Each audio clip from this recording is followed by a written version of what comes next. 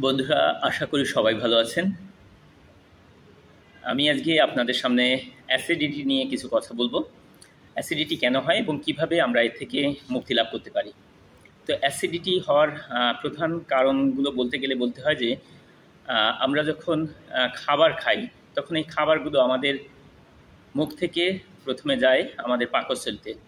তো কিছু খাবার এমন খাবার আছে যে খাবারগুলো আমাদের যে গ্যাস্ট্রিক অ্যাসিড সিক্রেশন সেল আছে, অর্থাৎ যেখান থেকে যে অ্যাসিড নিঃসরণ হয়, সেই সেলগুলোকে ইরিটেট করে। তো সেই সেলগুলো যখন ইরিটেট হয় তখন সেখান থেকে বেশি পরিমাণে অ্যাসিড নিঃসরণ হয়। তো অ্যাসিড যখনই নিঃসরণ হয় তখন যদি এবং যে খাবারটা আমরা খাচ্ছি সেই খাবারটা হজম হওয়ার পরেও কিছু পরিমাণে অ্যাসিড থেকে যায় এবং সেটার ফলে আমাদের অ্যাসিডিটি তৈরি হয়। অতিরিক্ত অ্যাসিড যেটা থেকে যায় তার কারণে আমাদের অ্যাসিডিটিটা তৈরি হচ্ছে।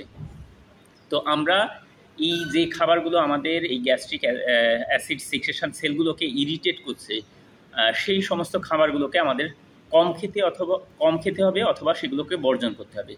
তো সেই খাবারগুলোর মধ্যে মেনলি যে খাবারগুলো আছে সেই খাবারগুলো হচ্ছে যেমন বিভিন্ন রকম মশলা আছে, মরিচ আছে, আর আছে অতিরিক্ত পরিমাণ লবণ।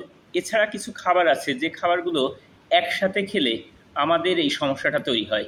যেমন আমরা যদি মাংস অর্থাৎ প্রাণীজ প্রোটিন এবং দুধ বা দুগ্ধজাত কোনো খাবার খাই, প্রাণীজ প্রোটিন বলতে আমি এখানে মাংসের কথা বলছি, প্রাণীজ মাংস আর কি, মাংস এবং দুধ বা দুগ্ধজাত খাবার যদি একসাথে খাওয়া হয় তাহলে আমাদের এই সমস্যাগুলো তৈরি হয়। অর্থাৎ আমাদের যে গ্যাস্ট্রিক অ্যাসিড সিক্রেশন সেল আছে তাকে ইরিটেট করে এবং বেশি পরিমাণে অ্যাসিড ক্ষরণ করায়।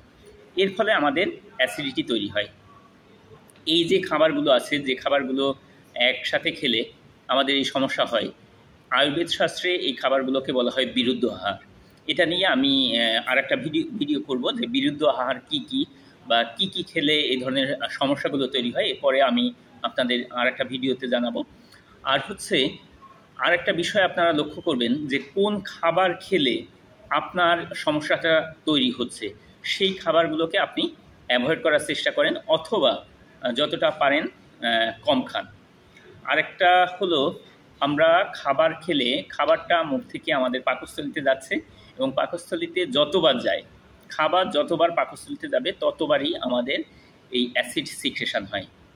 তার অর্থ হলো যত বেশি খাবো তত বেশি, অর্থাৎ যত বেশি বার খাবো তত বেশি অ্যাসিড সিক্রেশন হবে, তার ফলে অ্যাসিডিটি হবে। এটাই স্বাভাবিক বিষয়। কিন্তু আমরা ঠিক এর উল্টোটা ভাবি।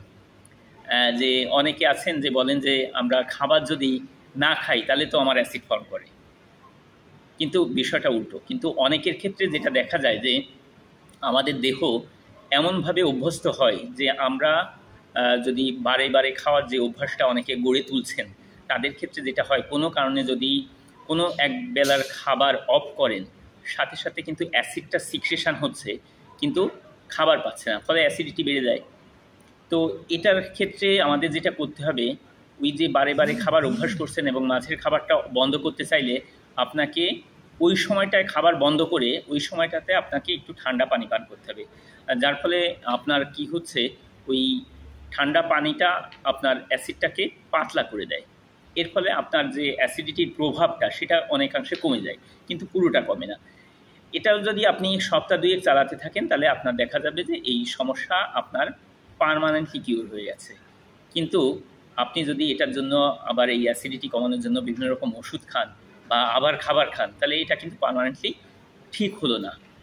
আর পার্মানেন্টলি ঠিক করাই আমাদের প্রধান উদ্দেশ্য। তো একটু কষ্ট আপনাকে করতে হবে যে পার্মানেন্ট ঠিক করার জন্য আপনার ওই মাঝের গ্যাপটাতে আপনি যদি সপ্তাহ দুয়েক এইভাবে পানি খেয়ে অভ্যস্ত হয়ে পড়েন, তখন দেহ বুঝবে যে আমার এই সময়টাতে আর অ্যাসিড সিক্রেশন করার কোনো প্রয়োজন নেই, যেহেতু কোনো খাবার নাই, শুধু পানি আসছে, সেহেতু আমার অ্যাসিড সিক্রেশনের কোনো প্রয়োজন নেই। তার ফলে দেখা যাচ্ছে সপ্তাহ দুয়েকের মধ্যে সেই অ্যাসিড ক্ষরণ বন্ধ করে দেবে। তো এইভাবে আমরা আমাদের যে অ্যাসিডিটি আছে সেখান থেকে আমরা মুক্তি পেতে পারি। তো আপনারা যারা আছেন, যারা অ্যাসিডে ভুগছেন, তারা এই নিয়মটা একটু ফলো করেন। ফলো করলেই দেখবেন যে আপনি রেজাল্ট পাচ্ছেন।